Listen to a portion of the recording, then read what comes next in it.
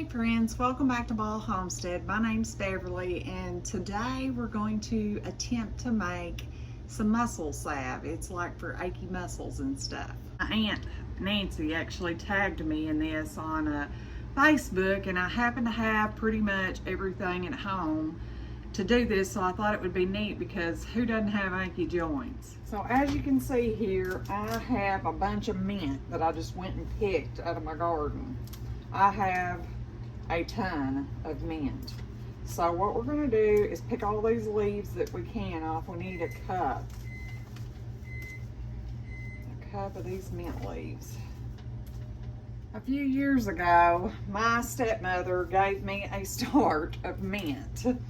Well, I didn't know that mint spread at the time. Well, I do now. It took over an entire garden bed. So we have mint coming out our ears. So I'm always looking for ways to use it up. I mean, an entire garden bed. It's just as full as it can be. Hot. Next, we need 3 cups of olive oil. And we're gonna slowly heat this up. We don't want it to boil. We just want to heat it because we're fixing to add a cup of hot peppers to this. I went out to the garden and picked some, it called for like cayenne and habanero. Well, I didn't have those, so I picked some of our jigsaw peppers, some of these little hot peppers. They were supposed to be shishito peppers, but I can assure you they are smoking hot. And some jalapenos. And the recipe says to just heat this enough to get the oils from the peppers. So that's what we're gonna do.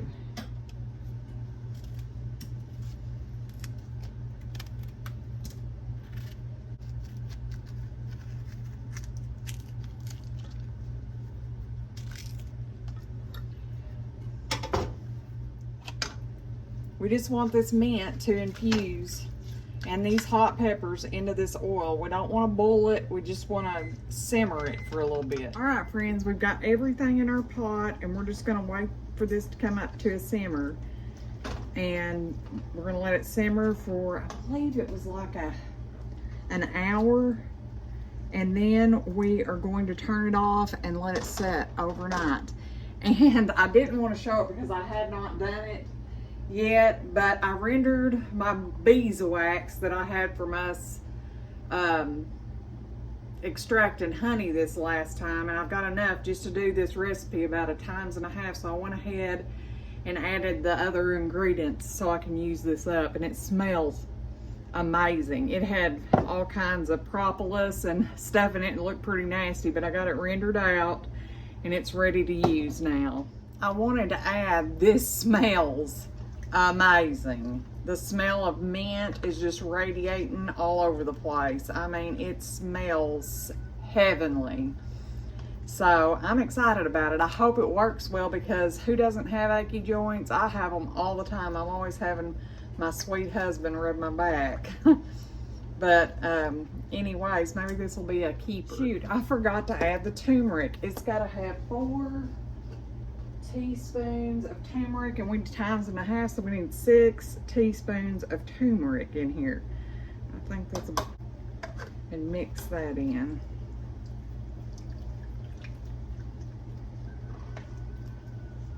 I mean, how can you go wrong with some peppers, mint, and turmeric, huh? We are at a light simmer. Look at that. It looks so beautiful. We've got 27 minutes left on our timer. And then we'll turn this off and let it set overnight, and then all that good stuff's going to infuse in that oil. And I've got the stove as low as it'll go.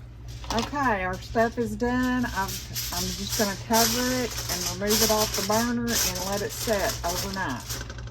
All right, friends, it's the next day and we're going to finish our salve. We need to strain it out, get all this peppers and mint and stuff out, and then we're going to heat our oil back up. We're going to microwave our beeswax a little bit, and we're going to mix them together. All right, guys, we're gonna strain this wonderful oil that we've created into this other pan. I'm gonna get every bit of that out. I'm gonna get a spoon here. Get every drop of that oil out. Oh, it smells amazing. Okay. Make sure all that oil we can get. I'm actually gonna mash it some with our spoon. I want every bit of that wonderful oil we made out of there.